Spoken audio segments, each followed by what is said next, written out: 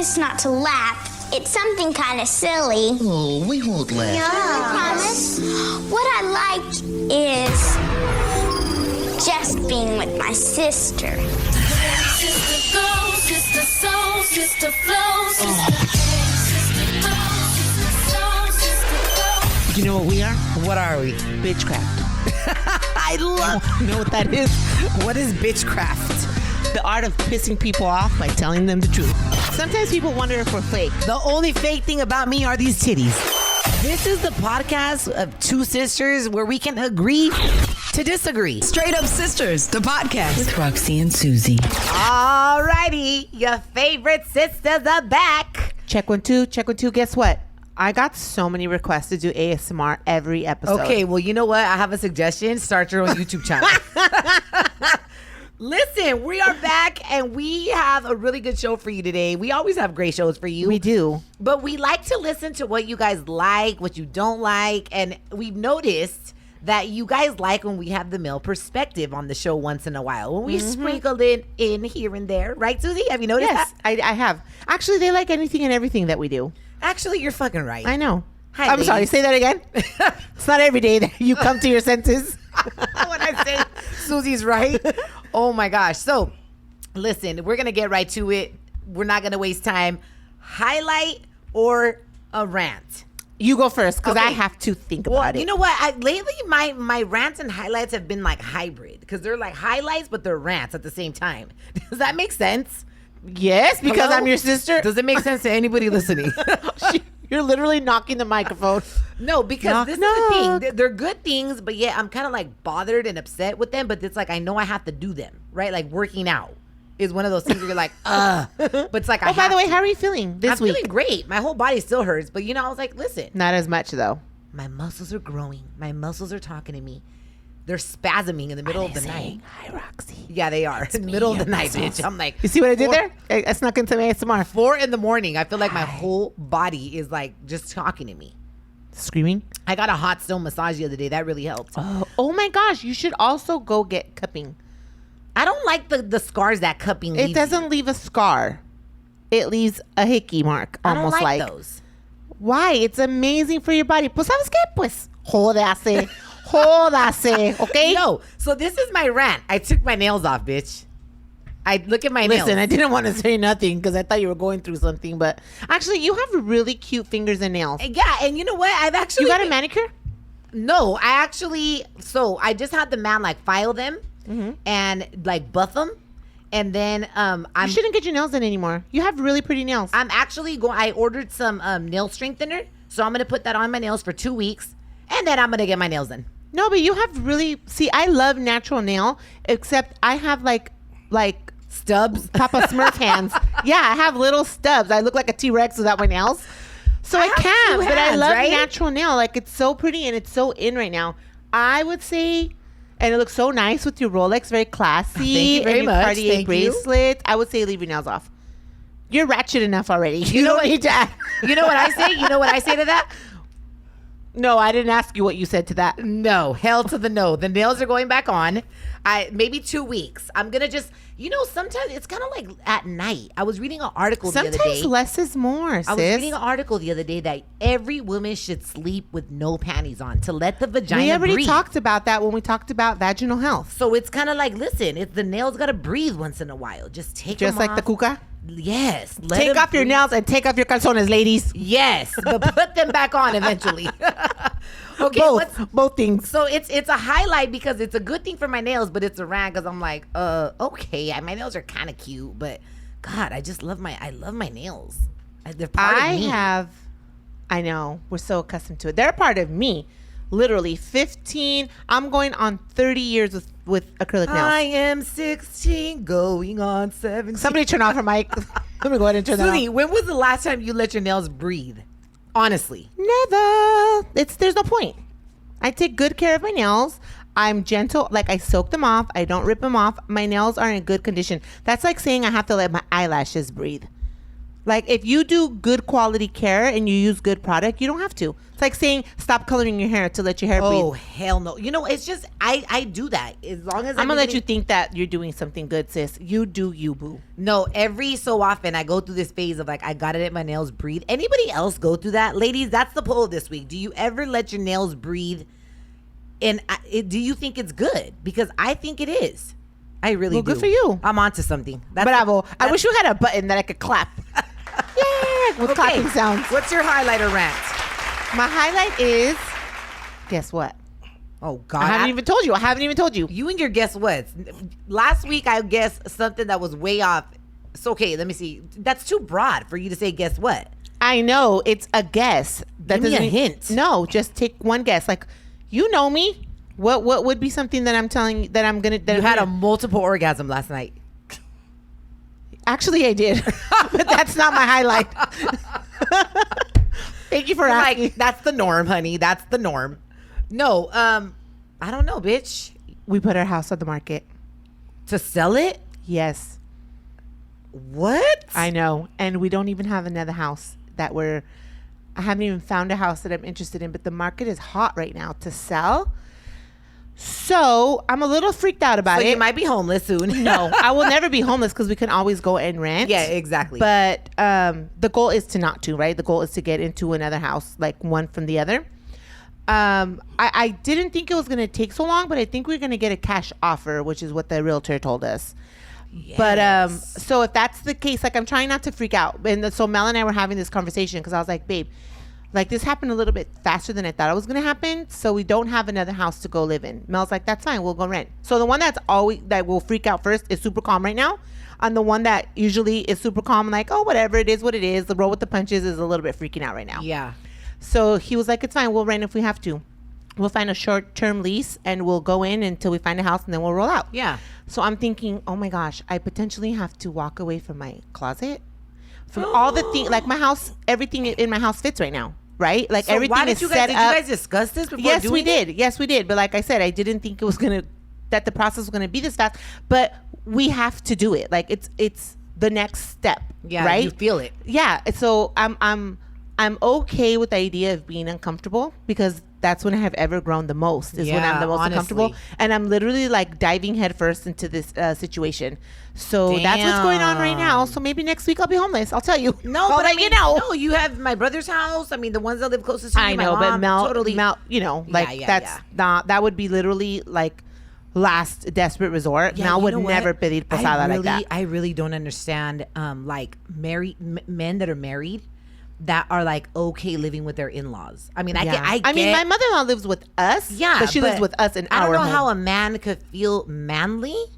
And this is just my 2 cents, okay, y'all? And take his whole family to go live at his mama's house. And just be comfortable with that. Like, oh, yeah, we live with our in-laws and this. Like, as a woman, that would bother me. Yeah. Well, it bothers me, quite frankly, like, when I know, like, that, like, the boys would spend the night at girlfriend's house or what have you. Like, it bugs me. Because I tell, like, Robert especially, because now Booga's married, like, ¿qué es eso? Because like I want that shit every night. And I'm getting married. Yeah, exactly. I'll tell Robert, like, ¿qué es eso? Like, no seas sinvergüenza. Like, you're a man going to, because at this point he's a man, right? And you're up in this girl's house, in her parents' house. Like, ¿qué es eso? But that's one of the reasons he chose to move out, because he knows that in my house that would have been a conflict. Yeah, I would have constantly been putting that in his space, in his face. Like, that's not cool, dude. That's not proper. Like, if you really want to be with her and you really want to get down like that, then get your own place and y'all work it out. Exactly. But anyways, that's my story. Like, our house is on the market, and and it might sell very fast. Yeah, and hopefully I can find a house to get into sooner than later, because we need to purchase another house, so we still have to go through all that. Yes. If not, then I'm about to be real uncomfortable real soon, but that's okay, because it's going to elevate us to the next level. When you're uncomfortable, but talk about scary shit. Damn. That surprised me. That highlight, or that, what was that, highlight or a rant? That was both. That was a hybrid. It was hybrid. And also a little bit of a prayer. Yes. Okay, so listen. So today, you guys, we have our guest is actually one of my friends. It's one of our friends, and he's a dear friend of mine. My boy Johnny Crash is in the building. In the place to be. Hey, What's up, Johnny? Johnny. He's also, people have heard me shout you out before because you're also my shooting coach. Yeah.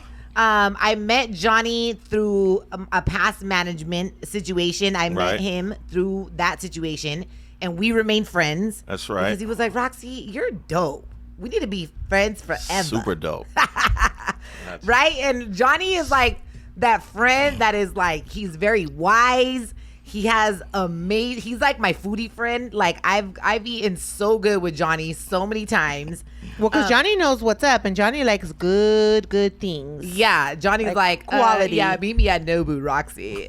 Meet me at, what's that one? He took me to No, Nobu's not good. I took you to Keizo's. Oh yeah, Keizo's restaurant. Okay, so I had my first experience. What would you consider that? Like a 5-star, or what did you say? The He's restaurant? a 1-star Michelin rated place. Michelin rated? Michelin rated. Oh my God, it killed me. The restaurant only holds like 20 people. Okay, explain Wow. to the people listening what a Michelin rated restaurant is.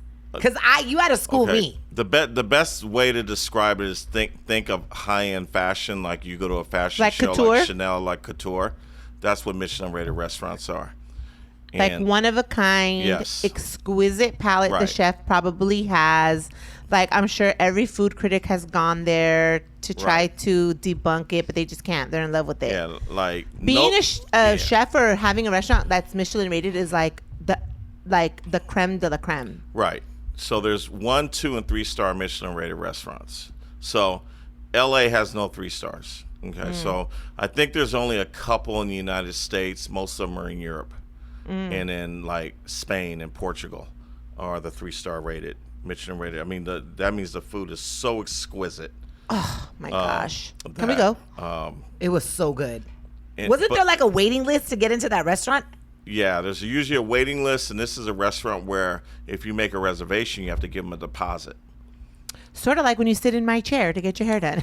Right. Can I get a Michelin rating? If you don't show up, they get the deposit because Yep. basically Yes. it only holds so many Yeah. people there. But this is sushi, so the fish is actually flown in twice a week from Tokyo. Oh my gosh. So Sushi, the fish must have been like It was like butter in your mouth. So I remember we were sitting there, we were drinking sake. I ended up getting lit on sake. But I remember they bring you like soy sauce, ginger, like a certain amount, right? Okay. It's not like these mom and pop sushi spots that you go to. Because you know what ginger's for. It's to clear the palate. Yes, but people eat it with the sushi, but it's actually to clear your palate in between bites. Yes. That's why they give you a little bit. It was a little bit of soy sauce. Did they even serve us wasabi, Johnny? Just a little bit. A little bit. And then it was like a little bit of ginger. Everything was very little. And I was like, And Johnny, then here comes Raquel. and then Oh my gosh, Johnny. they Tell tell me about you this what story. to use the soy sauce with. Yeah. So I love that. That's with- so without. elegant. Johnny is I want to hear fancy. this experience from your perspective, sitting there with Do you Raquel. What did remember she when do? I was like, Johnny, I'm gonna need more soy sauce? Remember? Yeah, and I told her no. it And doesn't work he was that like, here. he's like, Roxy, like, you know, if you ask for more soy sauce, the chef is gonna get like insulted. Offended. They're gonna basically Absolutely. like offend their food because, you know, Yeah. they actually, I think this is the way you were telling me that they make sushi in Japan. They get the rice, then they put a little bit of soy sauce on top of the rice, then they put the fish on top. So it already kind of comes with its own soy sauce. Just a little bit. Just a little Sometimes bit. it'll be ponzu, and the pieces of fish are smaller. Mm-hmm. You know, they're That's way more elegant and way more classy. So I was like, Johnny, I'm gonna need more soy sauce. He's like, look, they're not gonna give it to you. And I was like, and so he's a jokester. So I was like, he's pulling my leg. Like, what do you mean they're not gonna? Please give don't tell more me soy you sauce? asked. So I flagged the lady down, and these people are like, you know, like super Japanese. They don't speak English. Like very, like hand symbols. Raquel, I'm because getting it was embarrassed. So authentic, Johnny. Why are you laughing? Because like- he's getting embarrassed all He was over like, again too. Oh my gosh, she's about to ask. And so I was like, you're lying to me. You're messing around, right? So I asked for soy sauce, and straight up, she was like, no. Like, what no you way. get is what you get because, like, no. Like, exactly. They want you to taste the food, not the condiments. Exactly. But see, we're so Americanized when it comes to sushi Right. that I had never experienced something like that. yeah. I'm telling you. And then So I'm assuming this is not a place where you go get a California roll. There's no rolls. no, they gave us like whale, or I don't know what I was eating, but the Not blubber. whale. You do It not wasn't eat whale, Raquel. No, it was like the blubber of something. You're about to get PETA on our ass. You better it was- shut up. The fish comes from like different parts of the world that you wouldn't normally see in most sushi restaurants. I said whale. And so, it definitely isn't whale. The Thank you for person clearing that that owns up. this restaurant's a good friend of mine, and he has restaurants in Tokyo, Beijing, Taipei, Thailand, Oh my Singapore. gosh. Did he Yeah. call you up and talk shit about your friend that you took to dinner? No. He came by the table. Was he though. like, what up with your girlfriend No. that over there that He's needed a really a nice guy. extra soy sauce? Yeah. No, and then remember that one time, Johnny, we went to that place that had French cuisine. It was like Which in one? Santa Monica. Oh yes. Santa Yes. Monica or like Yes. Bel Air. That was a 1-star Michelin rated restaurant as well. Listen, you want to eat good, hang out with Oh, Johnny, okay? It's not. I'm just wondering why y'all the- never called me. The restaurant isn't there anymore. Oh, okay. What? The chef moved to France. Oh, cute me. He was like, screw He Bel opened Air, up I'm a out. place in France, but again, that restaurant only held like 30 people. Ooh, I love it. But, But I had never eaten so many things. It was like a 12-course meal. so the way that restaurant worked was basically the chefs actually brought the food out.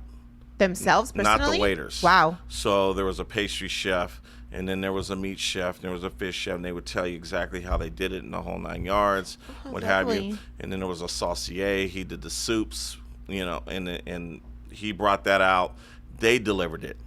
Wow. Yeah. Okay, everybody needs a friend like Johnny. Seriously. Because if you want to learn about some culture, like do that. Instead, as Americans, we're like eating burgers with I our always say hands food should and be an experience. oh, I agree. Yes. Because if I can make it at home, there's no sense for me to pay for it.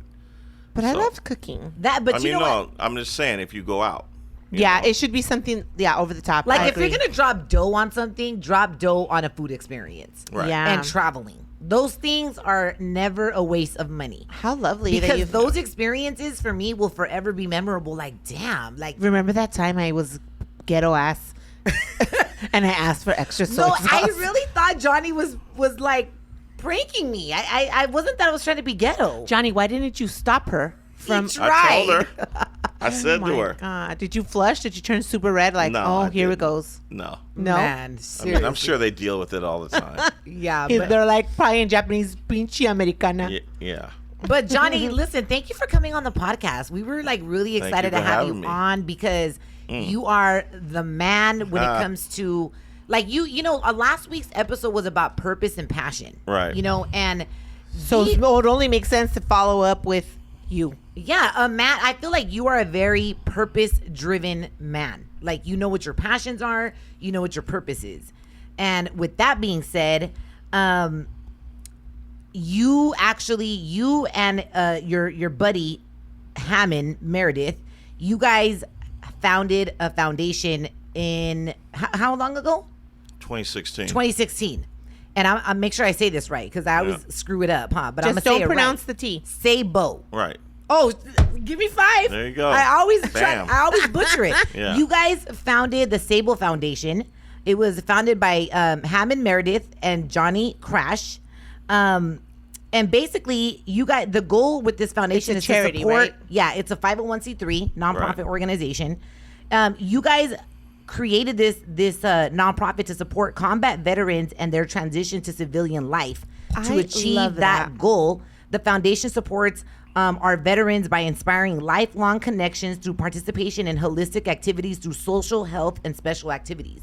That is and I love amazing, that. Johnny. Like you're Yep. so passionate about the vets and about food and about a lot of different things. But this, for some reason, to me really calls my name because I'm like, a lot of people really forget about vets, right? And I think a lot of people listening to us either have a dad that's a vet or a brother, that may have PTSD or some type of traumatic experience, and they're like, it seems like the government forgets about them.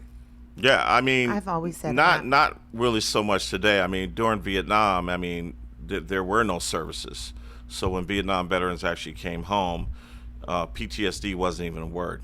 Yeah. They call it. It existed, but like there was no diagnosis. Like we didn't know what They that either was, called it right? battle fatigue or Vietnam syndrome. I mean, it wasn't until 10 years after Vietnam ended that basically the VA began having some sort of like understanding that this was more than just basically battle fatigue. Yeah. Or Vietnam syndrome is what they called it.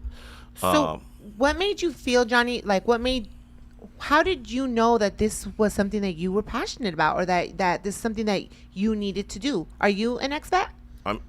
I am in Navy, and I when I got out, I went straight into music business. Oh, okay. By accident. What you mean? Hey, nothing's ever an I'm like, accident. wait a No, second. it was an accident. What? It was a total accident. Do you mind sharing that? I mean, How do you mean accident, sir? When I came out, basically, I was gonna just go into either some sort of contracting position or law enforcement or something like that. Because it's And- what made sense for you, right? Like Right. logically, you thought like this makes sense with my background. Well, it was kind of like started because when I had a paper route when I was 15 years old, the Richmond Police Department was on my route, and that's where the interest started. So I would deliver newspapers to basically all the detective divisions and all the captains and lieutenants and what have you. And then they introduced me to a program called the Explorers. Oh, I And heard then- of them. Yeah. Then I did that for a while, and then basically the very first time I actually did a ride along, literally after an hour and a half on the street, we had this high speed chase at these guys that robbed a bank called Crocker Bank. Wait, while you were on the ride along as how a teenager? exciting. Yeah, I think I was like 15 and a half years Oh old. my gosh. I remember this intently because back then they would chase you to the moon. You know, Oh, today shit. they don't do that. But Well, it seems like these high speed pursuits in LA be CHP taking does it, forever. you know, It- but- they entertain the hell out of me. yeah, but back then, these guys robbed the bank, and then the lead agency, which is Richmond, we chased them all the way to South San Francisco. And when it hit the bridge, the speeds got up to like 120 miles an hour. What? Were And- you like, And then Oh I my was God. like, whoa. when you're done telling us this story right now, I need to know what your mom's reaction was when you came home Hated and it. told her, I was in a high speed chase and Hated we were it. going up to 120. She like lost her mind. She almost called them. It's like, this is my kid. Yeah. You guys are putting him in danger. And Hey, but that's you know, exciting. Some Yeah. shit like that would excite me. Like Your adrenaline must have been pumped. It was like way different because basically you're in this car, then there's like all these other agencies involved, and there's these guys and they finally crashed in South San Francisco.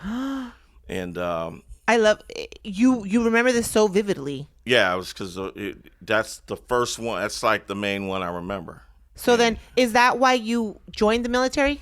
No, I mean, part of it, was that because basically it was an easy way to get on, But when I came out, what have you, I was coming home from a symposium, and I got a flat tire on Broadway, and somehow I turned on Broadway down the street. It was it was in front of the Palladium. Here in LA. Yeah. No, in San Francisco. Oh. And I couldn't move anymore, so I'm on this hill. You can't change a flat tire on this hill. And then the bouncer lets me go inside, and then down there was Too Short, Tupac, Mopreme. Oh, my baby daddy, Tupac. Who else was there? Hammer was there. I knew Louis pretty well, Burrell. And Who's that? Louis Burrell was his brother and his manager. MC Hammer? MC Hammers? Mm-hmm. Okay. That was his brother. Did And Tupac tell you about me, by the way? Like, did he mention my name? no, shut not up. Not that time? Oh, I'm just wondering. And then, but at that time, Pac wasn't that established of an artist, and then there was an artist named MC Spice, later known as Spice One. And long story short, I went on to manage him.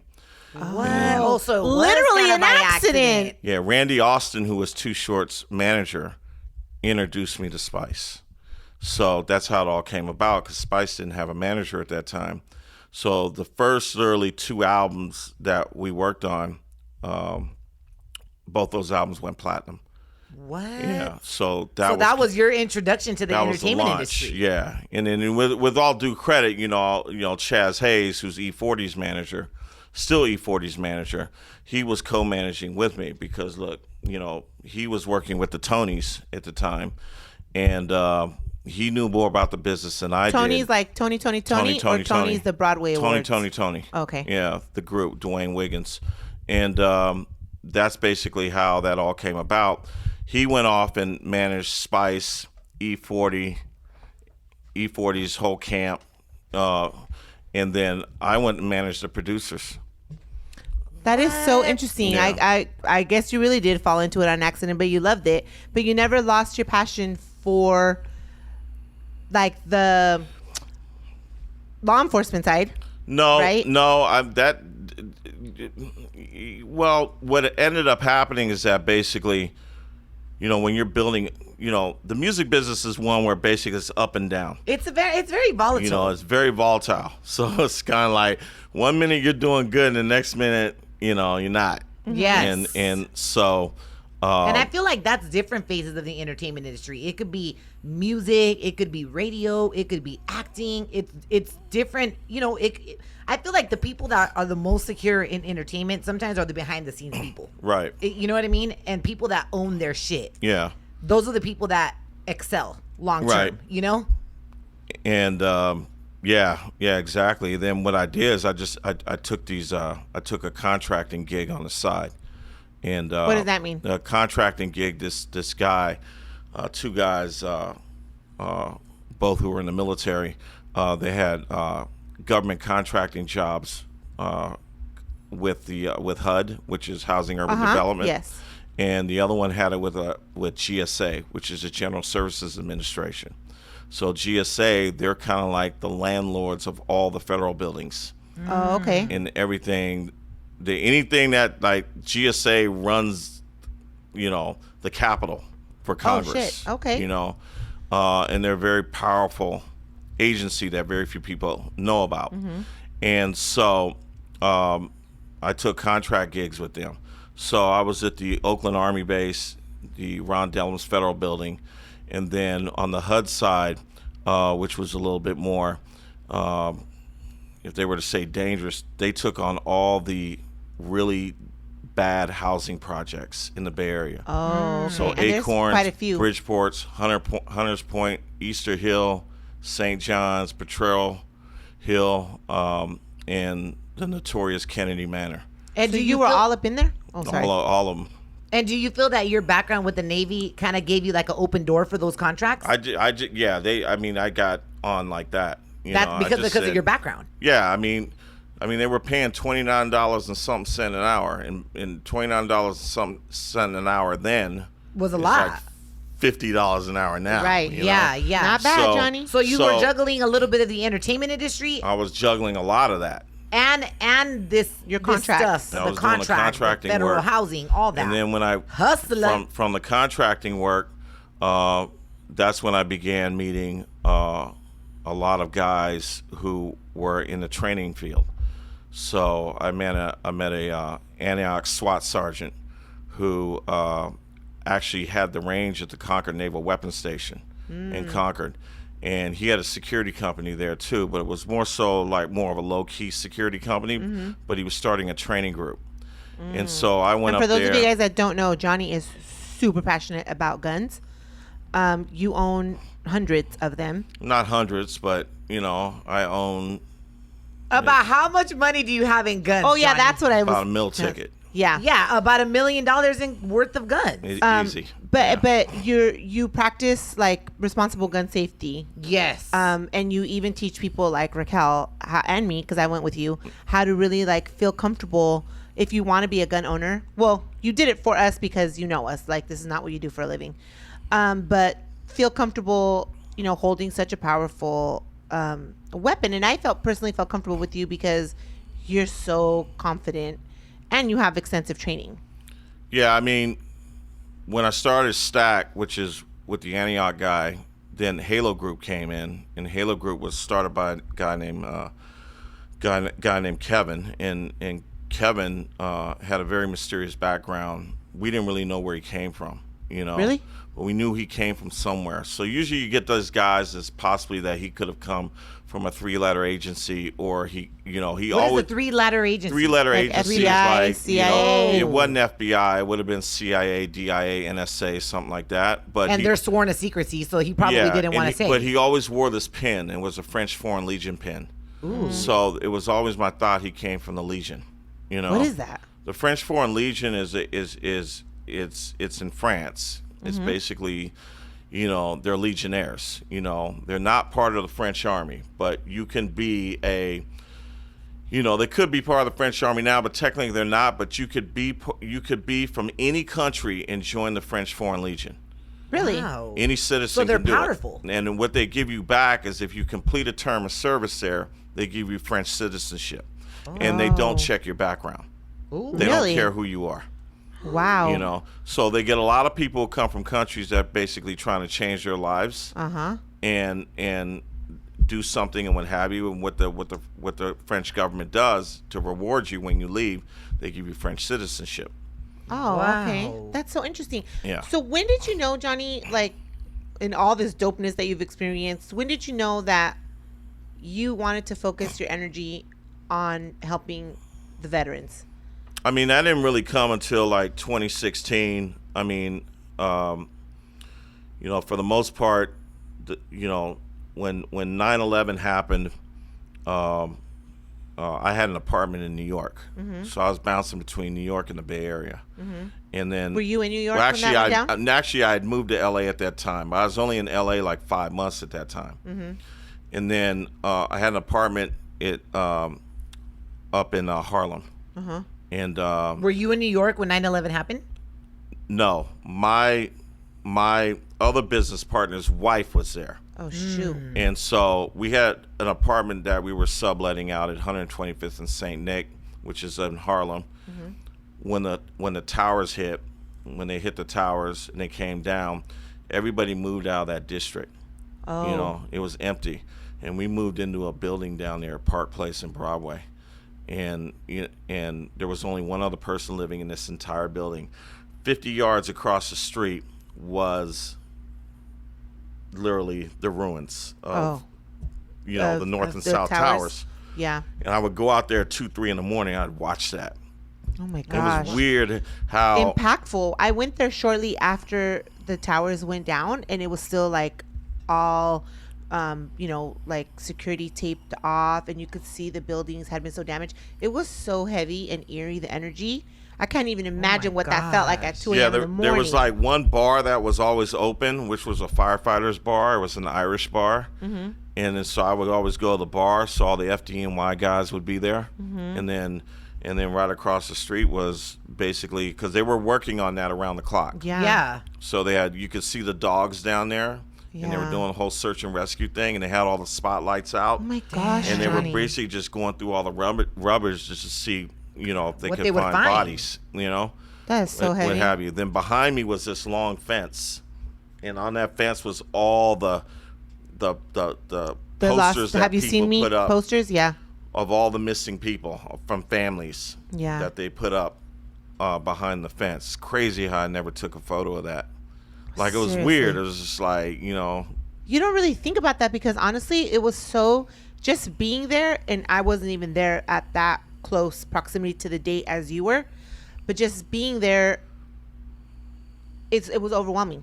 right. So I'm sure the last thing on your mind was to take pictures of these people, like, because you just feel the sadness that they're Yeah. even in that missing, I mean, yeah, you could see why a lot of people went into the military, Yeah. because So that whole 9/11 like triggered you or moved you to start looking into how you can help. put it this way, they're lucky I wasn't president of the United States. Why? Afghanistan would just be Obliterated? obliterated. Not the people, but more so. Yeah. The gloves would have came off, and the gloves somewhat did come off. But the fact of the matter is, the United States is a country that they want to minimize as many civilian casualties as possible. Yeah. And they take care of that. And but Afghanistan is an unconquerable country. Is it? Why is it unconquerable? Not even Alexander or Genghis Khan could conquer it, because it's a very mountainous country, very mountainous regions, and the temperatures are very extreme, and it's very, very difficult to travel through. I've never been there, but I've heard it from guys who've been in the different provinces who have deployed there. Yeah. Damn, and what is it like for a soldier that is deployed out there that is in these like unbearable circumstances and conditions? I think the most dangerous thing for guys that went over there was the IEDs. What's that? IED. Is improvised explosive device. Oh, on the ground, like Right. where you can walk like a mine almost. It's almost like a mine, but it's Like a kind of like trap. a makeshift. They usually take a shell, and then they'll basically do a makeshift bomb, and they'll bury it in the road, and someone will be waiting in the distance. shit. And basically it could be a pressure plate, or it could be a cell phone, or some sort of other device that detonates it. And basically, and sometimes they do it really nasty. They'll put 3 or 4 of them up there. That is so unnecessary, and I can't even imagine what it's like.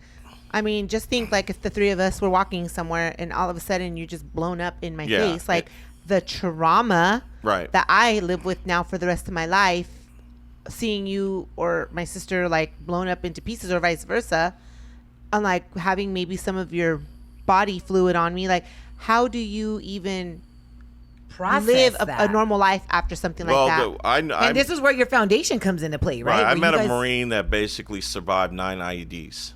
9. He survived them. Listen, this guy was a His superhero. mission wasn't done in life yet.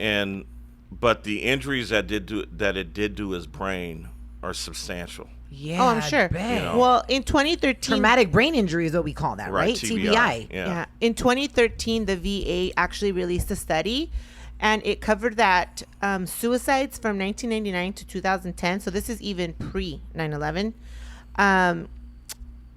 They showed that roughly 22 veterans were dying by suicide per day, Right. or one every 65 minutes. Right.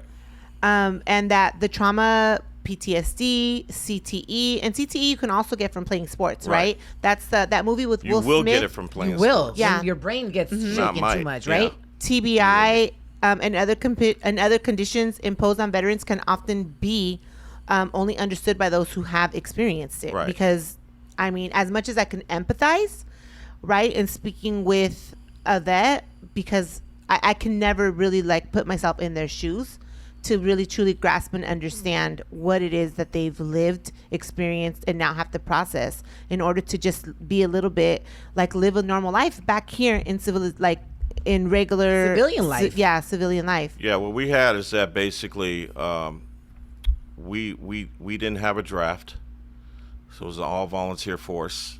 So basically, When did the draft end? the draft stopped in Vietnam. Oh, okay.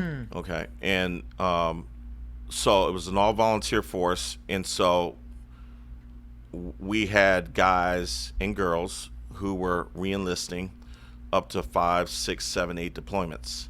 Damn. And Why were they doing that? Like necessity? Was the money or they right, really or- loved? bonuses. Bonuses. That's what I'm assuming. Bonuses. Bonuses help. The military paid healthy bonuses to get guys to reenlist. Guys didn't do it just for money. Some guys did it for a purpose. They actually loved it. Guys did it because basically it's the one thing they felt they were good at.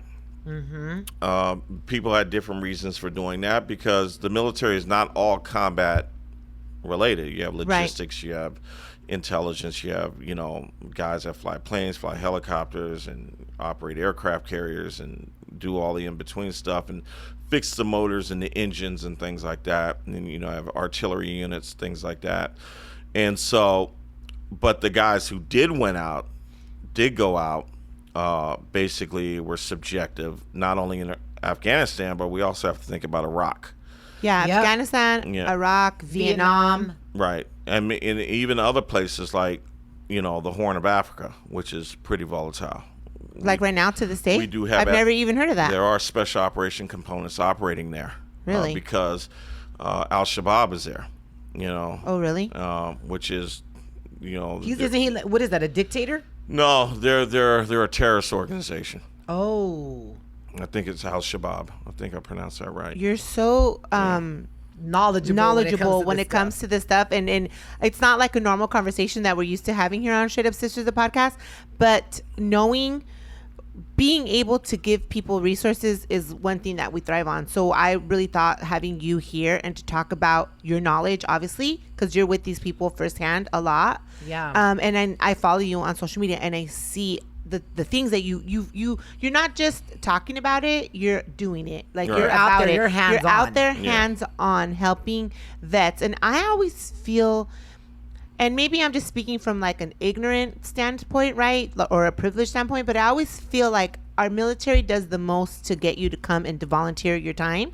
But once they're done with you, then they forget about you. I mean, they do the most to recruit high school students. And I feel like that's such a disservice, because when you really think about what some of these men and women have endured and lived, and then to come back with very little resources, or they make it very challenging to get these resources, like that's fucked up. These people served our country. A lot of them lost lives, right? or limbs. Right. Maybe not their lives, but they lost a leg. Right. And then you come back and you're like, okay, here you go. Thank you. Yeah, I mean, we have a good friend of ours. He's a triple amputee. Oh my Lost gosh, both- are you bo- kidding me? Both legs, right arm are gone. Oh my god. You know, we have my other buddy Josue, left leg, left eye gone. Oh. You know, I think that basically it's the independent foundations that have established like ours. Yes. Sinise, ours, Save the Brave. We're going to put all of these organizations on the notes of our podcast, Yes. so that if you Yeah. guys want to go and look up these organizations, and maybe you have a vet in your life, or maybe you are one, and you need to reach out to them either for therapy, or you want to buy a house, because there are some benefits, right? Different foundations do different things. So not all foundations do the same thing. Right. You guys focus a lot more like on the holistic approach, we right? focus on the holistic approach of basically fixing the mind. Yeah. Because we believe that basically, no matter what you have, great job, great house, great wife, what have you, if that mind's not fixed, you're still damaged goods. Johnny, Absolutely. I'm Say that gonna again. Give you a finger snap on Yes. that one, okay? No, I'm serious. All right. No, but that's But- true. And you hear a lot of women talk like that and say the things that you just said, but it's not often that men are put on platforms to be able to say the exact same thing, because we preach that all the time here. Yeah. But from a woman's perspective, but to hear a man say the exact same thing we say all the time as it applies to a man's life is the truth. It's the Right. truth. Like, you don't make this shit I'll up. give you an example. We had a veteran. We were going to go to Thailand. Hammond was already in Thailand. He was there on the ground. That's your business partner, right? Yes. Yeah. And literally, this guy basically had a home that was given to him. In Thailand? No, in Here. Texas. In Oh, Texas. Texas. 6,000 square feet. He was a spokesperson for their Dallas hockey team. He had a huge support group around him. He was part of a large motorcycle club of veterans and combat veterans and patriots and things like that, what have you. And it started like this. And then his cars and vehicles all donated to him. But it started like this. This is how quick it happens. I spoke to him in the morning because he was leaving that day. He did a post because he got his new prosthetics. He was a double amputee. Okay. He got these new prosthetics from the VA. Got his prosthetics. Went and opened a bank account so he could send money to his wife when he was going to be in Thailand. And basically, 2-3 hours later, I see a post on Facebook, a really mysterious, cryptic post, but I didn't really pay attention to it because it looked like he took it from somewhere and put it on his Facebook. Uh-huh. So I didn't make a big deal out of it. It's not like he wrote this thing out. And It was like he was trying to speak through a meme or something. Right. And it was like something about his kids and his wife and what have you. And 3 hours later, he shot himself. Oh my gosh, I just got the chills. Are you kidding me? Yeah. So, And it comes And back see, to the because- mind, not Exactly. being right. That's what So- it boils down to. Like, so- he had all these material things, but something inside still wasn't and he was right. supposed to get on a plane to go to Thailand with us. Oh my gosh, that is so sad. You know. So And I remember. he never spoke up about what he was going through, what he was feeling? It was No, just- most of them don't. I remember where I was. I was in a barber chair. That's where you And met I him? got the call. Oh, that's where you got the news. Yeah. And the person who called me, I'm just going to tell you straight up right now, he's gone. I'm like, Oh what? my gosh. Nah. I just talked to him 6 hours ago. He's got his all, blah, blah. He's ready to go. He was going to Thailand. Yeah. Because, he was just like, no, he was like, so, those things can happen like that. And you And- never know the demons that people are fighting. Like, mental health And is this so is a guy real. we were around a lot. And he had you guys in his corner. Right. And he was always laughing and joking and being funny, and he would do, make jokes with his legs, and he was very, but then they Your mind fucks with they you. isolate, and then your mind begins to really like mess with you, and it's like isolation is the worst thing you can do. Absolutely. No matter And not just if you're a vet. not listening just to if you're a this. vet, This is any human. This applies to any human this listening applies to to any this. human. And like we talked about, we were joking, not joking, but we were having a conversation, and a couple weeks ago on the podcast, and I mentioned like there's so many functioning depressed people out there that you wouldn't even know, because like you Right. said, they laugh, Right. they crack jokes, they Right. show up, and they smile, even though inside they're screaming for help, but they just don't know how to say that. Right. you And know? it's harder for men because men are somewhat wired, not somewhat, are very much wired. Like you're the Men man, are wired to not ask for help. You Do you hold it agree with in. that? I do not agree with that at all. Good. Well, I don't agree that they should be asking for help. But you agree that they are hardwired to not ask for help. Yes, But you most agree definitely. that they should ask for help. Open their Yes, mouth and ask for help. right. And do you think that comes from childhood? Were you raised like that?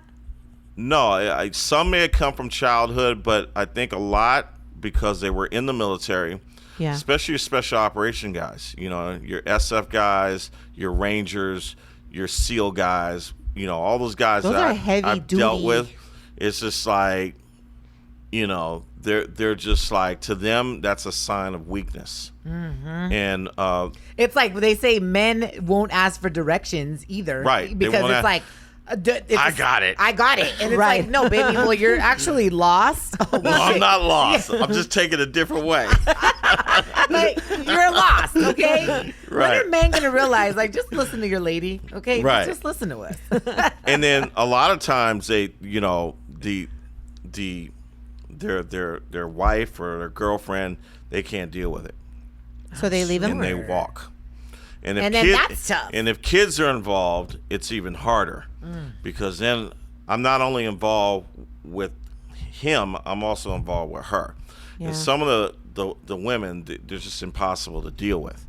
So Well, imagine these guys have been deployed for so long. Right. They try to keep their commitment to their husband or to their baby daddy. Yep. And let's just say the deployment is like 4 years. Right. And yeah, you're FaceTiming and all that, but you haven't felt your man's physical touch. And Right. I heard that happens a lot, right? It They come out of the happens a lot. military and they're like they got another man. it happens a lot. I mean, on top of the PTSD of the terrifying experiences that you've experienced in Afghanistan and Iraq, you Right. come back and your lady is pregnant by your best friend or whatever, because there's horrible things that happen like that. Or you come back, none of that's happening, and your lady's trying to figure out why you're sleeping in the closet. Yeah. Dang. I mean, know. mental illness is such That a is real so thing, and there's not deep. a lot of resources out there, which we've talked about this before, to help the patient or the family. Like, there's a lot of like gray area in between. Does your organization, does the foundation have resources also for families that are dealing with the veteran? There Like, are foundations who specialize in that. And You guys basically what focus we do, mostly we on- connect them. We focus mainly on the On the veteran. vet. And then the holistic aspects from it. For example, low-level laser therapy is one. Mm-hmm. It's lasers that are basically placed at various points of the brain, Mm-hmm. which works very well. Stellar ganglion block, which was it's points here below the ear, and there's injections that are made there Mm-hmm. in order, and it almost eliminates PTSD almost immediately. Is that like 30 What? minutes. like almost like acupuncture? Almost like that is, yeah. There are these points that come up to the brain, what have you, and they pinpoint them, and they do an injection in there. Oh my gosh. And it almost gets rid of PTSD instantly? Almost instantly, but you have to keep getting them. Oh, It'll okay. come back, But if you're at a certain stage where basically something needs to be handled almost right away to bring you down to have a conversation with you, that's a good option. Right. Hyperbaric oxygen therapy is another one. And the big one is obviously behavioral therapy, which is either therapists or psychologists that we employ to come in and do, weekly therapy. How many vets are willing to do that, though? A lot. Really? You'd be surprised how many. I'm not surprised, actually. Do Yeah. you guys... let me see. That's beautiful to hear. It's called the Sabo. Sabo Foundation. Sabo Foundation. So does the Sabo Foundation offer these services for free? We do. We pay for them. Oh my gosh, that is So amazing. the other one, Yeah, we shout out to the- the donors the- of the organization. The other is like CBD as well. Yes. Yes, I see you Right. talking about So CBD a lot. We've donated about $100,000 worth of CBD now. And shout out to not just the people that are making, like, sending the donations and giving the money, but you and your business partner, and I know this because of Amigas for My Soul, you literally have to be out there making the connections, having the conversations, making the cold calls to get these people enrolled into what it is that you're doing. This has become a full-time thing for me on top of the other full-time things I do. All the other full-time Listen, things you do, right? Johnny learned early on, you can't just have one source of income, okay? But this is your But this passion. is a love, this is I a love volunteer. project. Yeah, this is exactly. So This is none a of- love project. None of us get paid in this foundation, which seems to surprise people when I tell them. No. It, it surprises me. Not It doesn't surprise me at all. me because it's you Right. and because we know you. But you look at other organizations that are supposedly quote unquote out there to help people, like Salvation Army, like the Goodwill, and those CEOs are making millions of dollars a year. Like, they cut some off the top. How much more can they help the community if they also didn't take a cut? Right. Yeah. Right. So Yeah. I mean, I think it's super commendable that you guys are out there doing this amazing work for the community, helping so many people. And now hopefully this is another resource that our community of sisters, through Straight Up Sisters, the podcast, can add it to their list to even reach even further. And you guys are doing it because you want to. Well, to give you just like a number, since 1999 till now, 113,000 veterans have committed suicide in the United States. Wow. So that's almost, it might be even be a little bit more, but think about World War One. I think we lost 117,000 veterans in World War One just in combat. Just in this short period of time, suicide is going to surpass that. Wow, that is crazy. That is so That is so sad. sad. And you know what I love about your organization too is I love how you put on special events.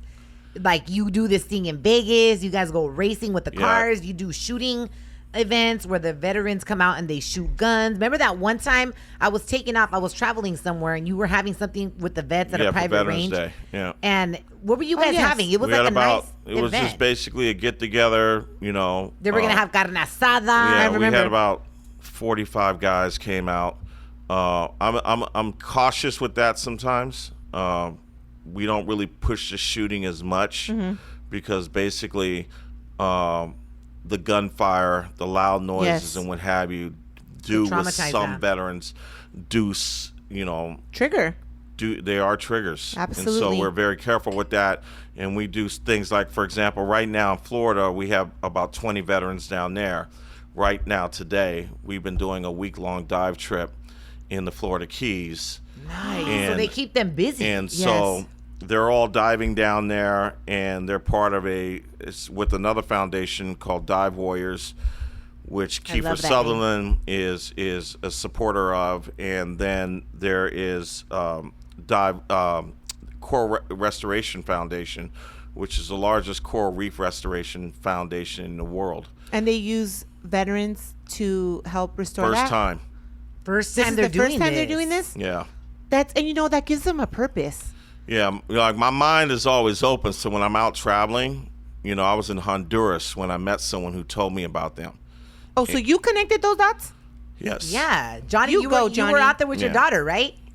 It was the second trip. Oh, okay. She wasn't with me on that one. But it was the second trip that I went, and I ran into these guys, and, I talked to everybody. Yeah. And then we That's why you start. guys are great friends. Yes. And then he says, "Yeah, we're doing this thing. There's this foundation out there called Coral Reef, and they're doing a whole ecosystem. They replenish all the coral, in the major reefs around the world. So the three major reefs right now is obviously the Great Barrier Reef. Then you have the Honduras has a reef off the island of Roatan, which is the second largest reef in the world.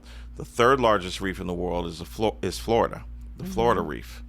And basically what's happening is that from the pollution and everything that's kind of like coming in, the coral are dying. Damn. Okay, so this foundation, they replant the coral. They grow it and they replant What? it. And basically we looked at it as veterans learning how to dive or already know how to dive, getting involved in the environment, possible career change. Let's see if there's something you like. And so basically they're diving every day. I That is fucking dope. love it. Yeah.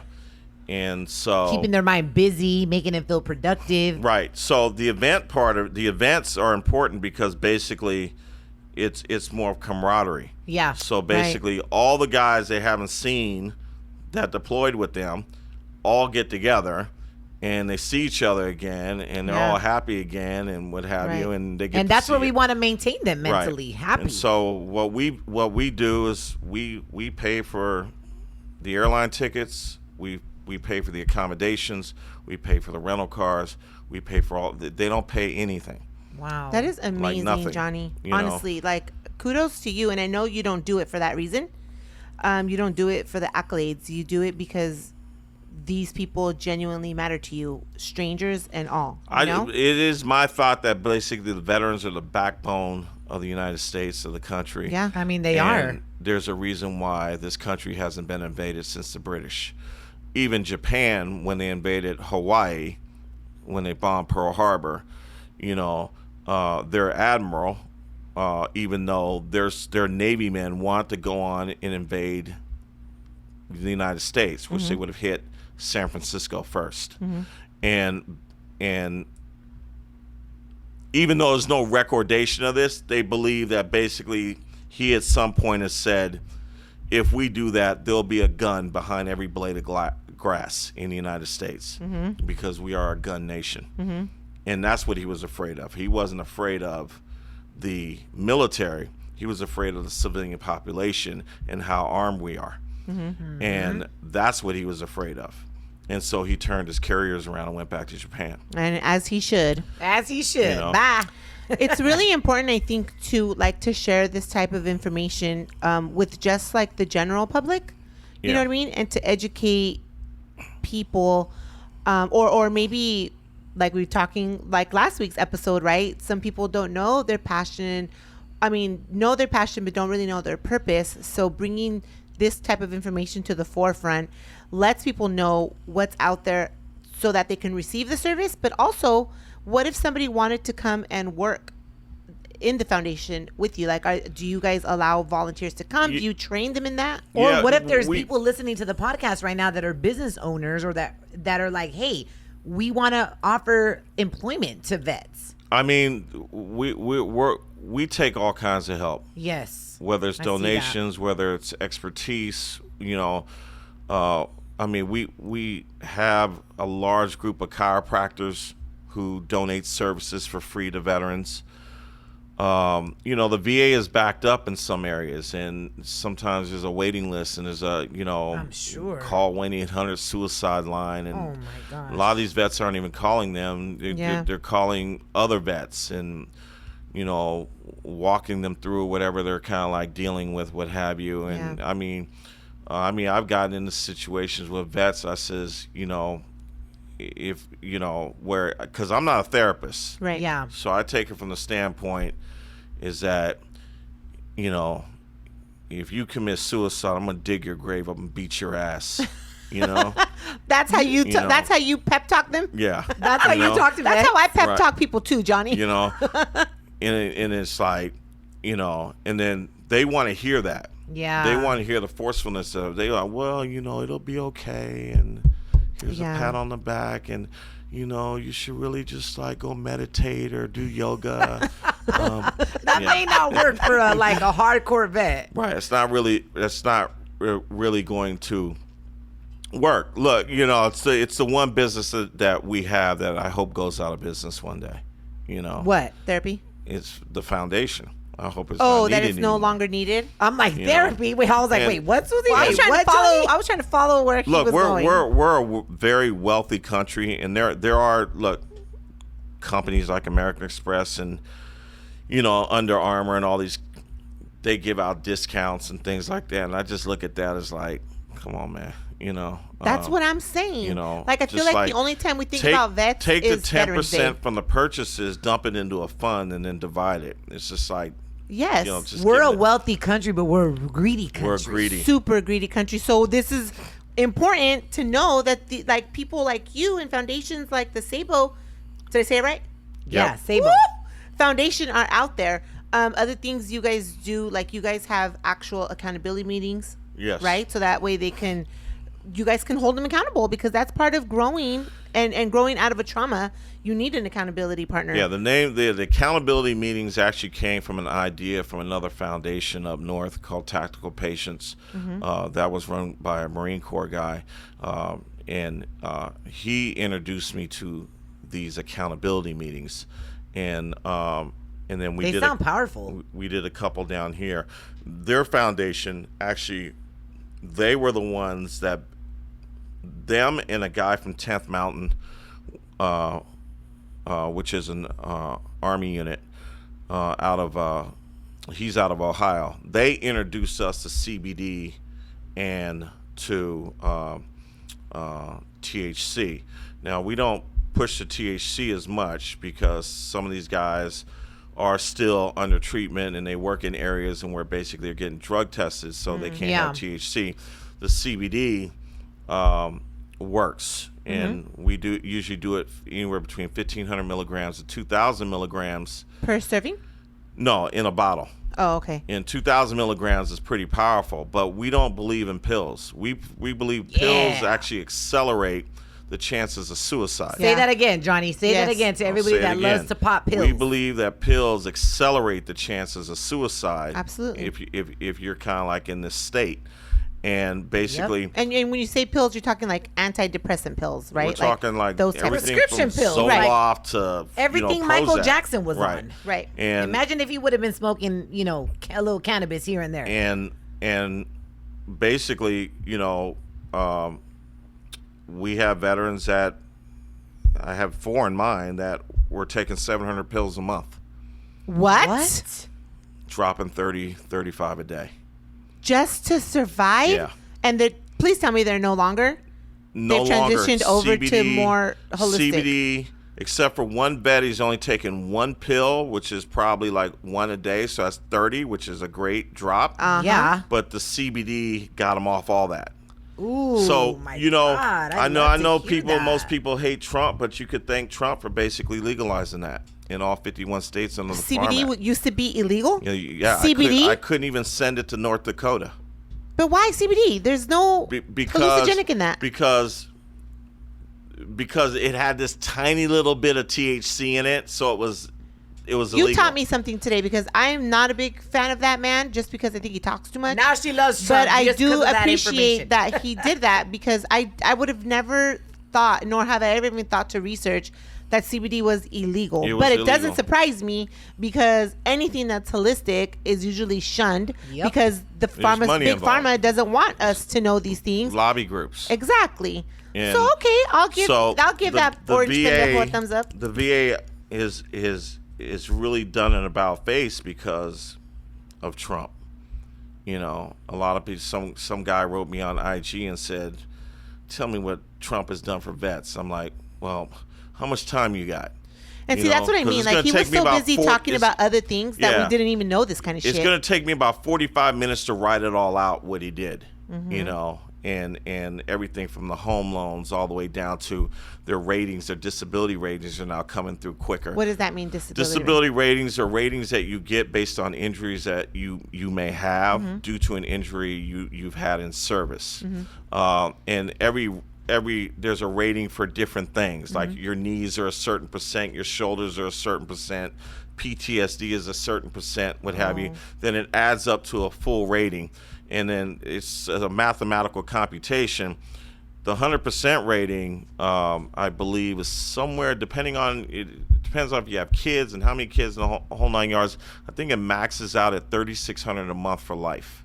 Wow. Oh, and I'm sure some people listening right now are living this and understand exactly what you're saying, and they're probably Right. like, yeah, you tell him, Johnny, I did not know this. And Yeah. it makes me happy to hear that he did do that, because like I was saying earlier, I do feel like the only time most people think about vets or servicemen and women is like on Veterans Day.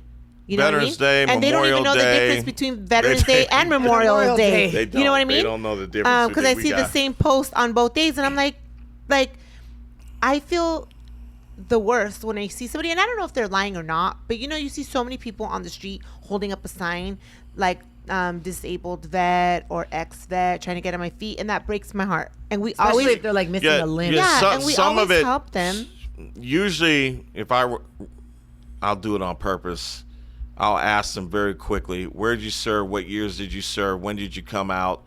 What units were you with? And he should be able to tell me Off the bat. bam, But see, somebody bam. like me that If doesn't he know has this to think about information- it, then You're like, this is a front. Like some guys will say, well, I was in the Marine Corps 1975 to 1982. I came out January. My separation date was January. I mean, he'll tell me that in a hot second. Some guys, they actually carry their DD-214 in their pocket. What's that? Like the discharge papers? DD-214ers are discharge papers, or the separation papers, what we call it, or they have old photos of them in uniform from back in the day, and they'll carry that with them as well. Do you require people to do that, like to prove that People they I were don't know. in the military to get these services? People I don't know. We've never encountered a single person who has lied about their service. Yeah, Because trying that to would be be real fraudulent. shitty. Yeah, you know, there'd be like in that real would big be trouble with me. Yeah, Yeah, no, yeah, you don't yeah. want to do that.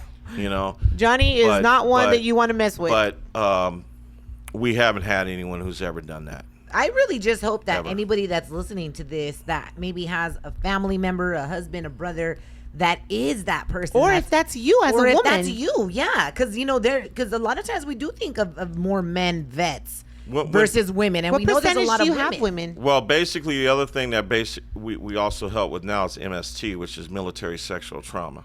Oh my gosh, I didn't even think of that. I'm You so know. glad you brought that up. So we keep it really confidential because Because you have to. just the sensitivity of it. course. It's like it takes them really a minute for them to open up about it. But we've helped 5 women. It's very with it. common in the military, Very right? common. I Are you feel like- seeing it more and more? It's coming out more and more now because for a long time, don't even bring it up if you're active duty. Well, just right. Because they could release you, right? Like if you were to make a big They'll deal make about it really difficult for you. They'll like transfer you to some other base or That is whatever. so Just like, shitty. See, that part because to me it's irks me. politics. It's very political with the base commanders, and basically, they're responsible for everything. And But how could they look away knowing that women are being raped? because there's so Or many men. of them, and I think they just have.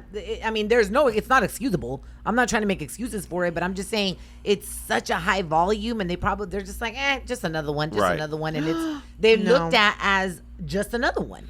You know what I'm saying? Since Vanessa, what's her? Vanessa Vanessa Guillen. Guillen. Yeah, they're taking serious steps now. They have to. I mean, they took that whole issue to the White House. Right. It yeah. became serious. Like That was it's heartbreaking. becoming really, really serious. And then there was a documentary that was put out like 3 years ago about all these group of women. It's on Netflix. I forgot what it was called. Who talked? Can you research that and let us know? Yeah, I'll Yeah, tell you Susie tonight. loves watching I do. documentaries like that. So it's about all these women who were sexually, went under sexual trauma, and when they were inside, and it tells you about what they went through when they try to report it, and it was like a nightmare for them. And then they come out and they develop PTSD, and And then that affects their relationships with their husbands or their future Right.